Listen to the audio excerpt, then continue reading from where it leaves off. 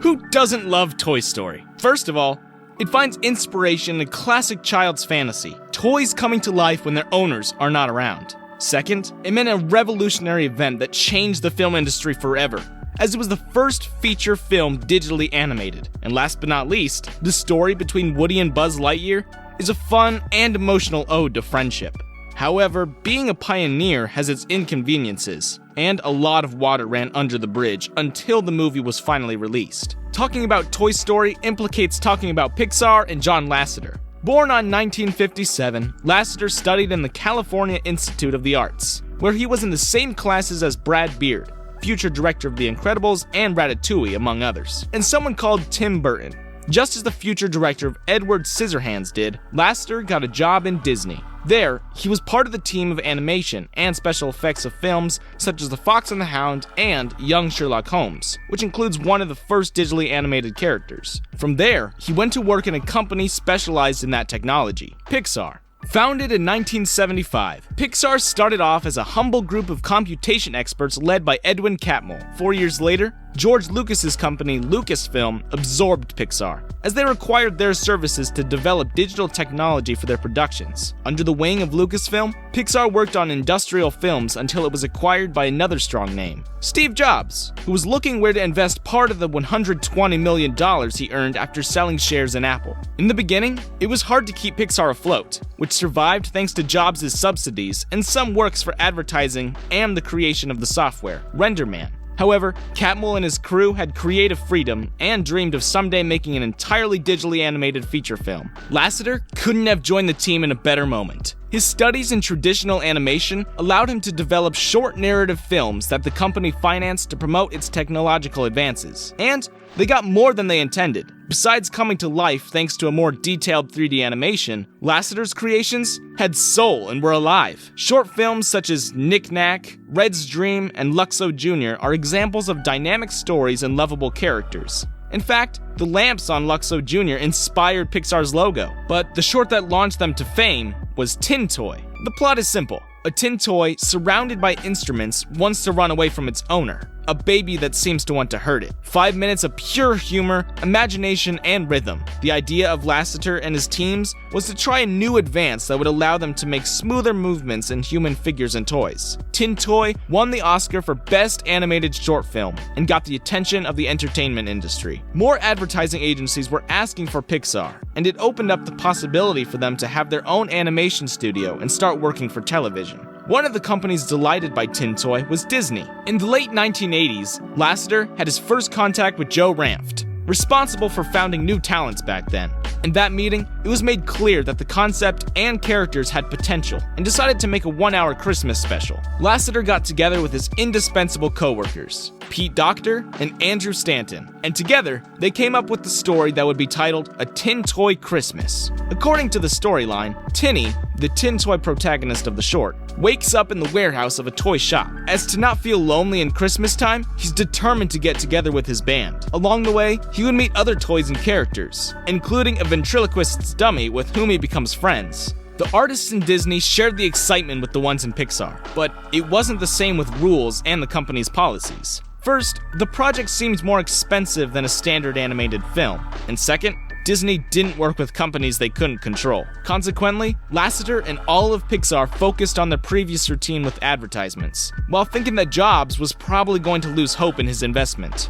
And then, an old acquaintance of Lasseter came to the scene, Tim Burton. After leaving Disney, Burton had triumphed as a director of Pee-wee's Big Adventure, Beetlejuice, and Batman. But before all the glory, Disney had bought one of his ideas, about Halloween characters in Christmas. Burton contacted the company so they could hand over the material and make the movie somewhere else. In that moment, the studio was going through its golden age of animated films, thanks to The Little Mermaid. And even though they wanted fresh and new material, they didn't want to make another traditional animated film. In the end, Disney and Burton came to an agreement. The director would be able to make The Nightmare Before Christmas, for which he founded his own film production company, Skellington Studios, under the condition that he used stop-motion, motion capture technology. Without planning on it, Burton changed Disney's rules, which was now open to produce projects outside of its offices. That's how they contacted Pixar once again for the Tin Toy universe and its adaptation to the cinema. Before engrossing himself into making his baby, Lasseter had one condition. He needed his team, starting with Doctor and Stanton. Besides, it was clear it wasn't going to be a fairy tale. They were not going to make a musical as the ones Disney had been working on, and there would be no traditional villain. The studio accepted, and everyone got to work.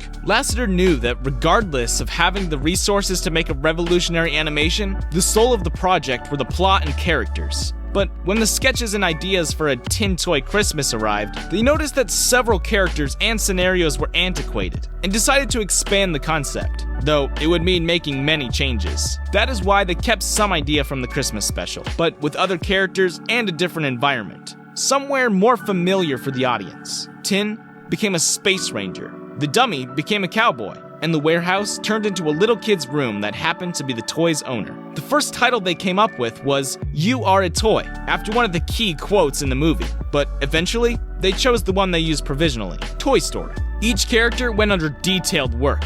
The cowboy was baptized as Woody, to pay homage to the Western actor Woody Strode. The Space Ranger was going to be called Lunar Larry. Then it changed to Morph Lightyear, and finally, Buzz Lightyear. The nickname Buzz comes from astronaut Buzz Aldrin. As for the physiognomy, Lasseter used his own face as a model, including his chin dimple. They even thought of every aspect of the human character that stands out the most in the film. Andy, the toy's owner, was given the name after Andres, Andy Van Damme, professor from Brown University, pioneer in digital animation, and professor to many members of Pixar. Although the script was already shaped, Disney called other writers to finish it: Joel Cohen, Alex Sokolow, and Joss Whedon. Nowadays, Whedon is famous for creating Buffy the Vampire Slayer, and for directing blockbusters such as The Avengers, though at the time, he mostly worked as script doctor. One of his contributions was creating Rex, the shy and insecure Tyrannosaurus. From the start, they wanted Tom Hanks to play Woody. He accepted immediately, motivated by his childhood fantasy that his toys came to life when no one saw them. The actor recorded his dialogues in between filming Sleepless in Seattle and A League of Their Own. The role of Buzz Lightyear was offered to Billy Crystal, but he rejected the offer. Later on, when he saw the movie, he admitted his mistake.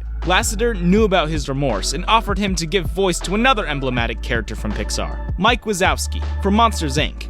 Coming back to Buzz Lightyear, the role was also offered to Chevy Chase, who also declined. Then, comedian Tim Allen, Home Improvement protagonist, kept the role of Space Ranger. Toy Story had a budget of $30 million and 110 people working on it. A very low number considering that Disney at the same time was making The Lion King with $45 million in budget and 800 employees. The 27 Pixar animator artists working on the movie used storyboards to animate each character. The technological advances the company had been making allowed them to give movement to unanimated objects, and the compromise was absolute. First, they would sculpt the characters in clay, or draw them using a computerized diagram.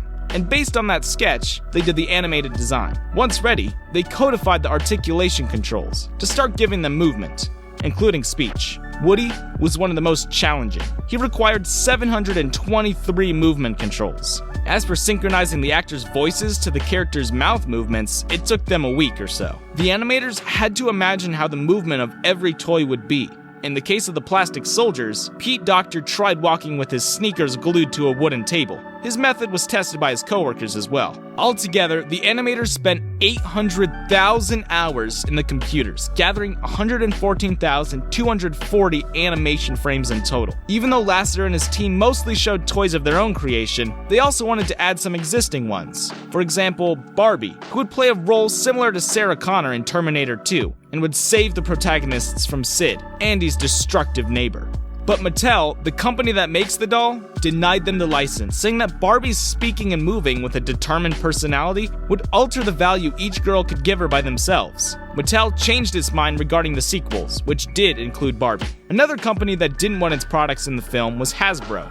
In this case, the G.I. Joe soldiers, as they were informed that one of those was going to explode in Sid's hands. But Hasbro didn't mind them using Mr. Potato Head. Steve Jobs paid close attention to Toy Story's production. At first, he wasn't so convinced about the project, and he even considered selling Pixar. But as he saw the work Lasseter was leading, Jobs was delighted and was convinced that it would make an era. Apart from the plot, the characters, and the animation, there was another factor that would be key in the final product: the soundtrack. Although Jobs moved some strings for Bob Dylan to join the project, Randy Newman made the music for the film in the end, including You've Got a Friend in Me. It took Newman just one day to compose that hit. The first Toy Story short was shown to Disney's executives on November 19, 1993. The verdict was concise. Woody seemed unpleasant to them, too sarcastic as he looked down at other toys. Peter Schneider, Walt Disney Animation Studio president, ordered to stop the production until the script was rewritten. Lasseter followed the directives, and working in parallel on other projects, he and his team retouched the text. The production was resumed on February of 1994, with a more likable Woody. A month later, Tom Hanks, Tim Allen, and the rest of the cast came back to record their new dialogues. Toy Story was released on November 19, 1995 in California, and 3 days later in the rest of the United States. That happened to be Thanksgiving's weekend. It was an immediate success, which grossed more than $350 million worldwide. The public was fascinated over what was possible to do with computerized animation. But above all, and just as Lasseter wanted, everyone was in love with the characters and story. The Academy was among those who enjoyed the film, as Toy Story was the first animated film nominated to an Oscar for Best Original Screenplay. It lost against The Usual Suspects, but made history anyway. Toy Story gave an opening for 3 sequels, tons of merchandising, and, since June of 2018, a theme park, Toy Story Land in Orlando. The movie's success entitled Pixar to gain significant recognition as a company and more trust in their future projects, which opened the doors for everyone involved. Lasseter directed Bug's Life, Cars, and Cars 2, apart from being executive producer for all the films in the company. Andrew Stanton directed Finding Nemo and WALL-E. Doctor was in charge of Monsters, Inc. and Inside Out. And let's not forget editor Lee Unkrich, co-director of Toy Story 2 and 3, and who recently directed Coco. Toy Story was created based on the idea for Tin Toy, but soon acquired identity of its own and set a role model in the entertainment industry. All of this without losing its essence, just as Lasseter intended from the beginning when directing the first shorts for Pixar. Woody, Buzz, and every toy still demonstrate to kids, and adults as well, how to carry on the value of friendship to infinity and beyond.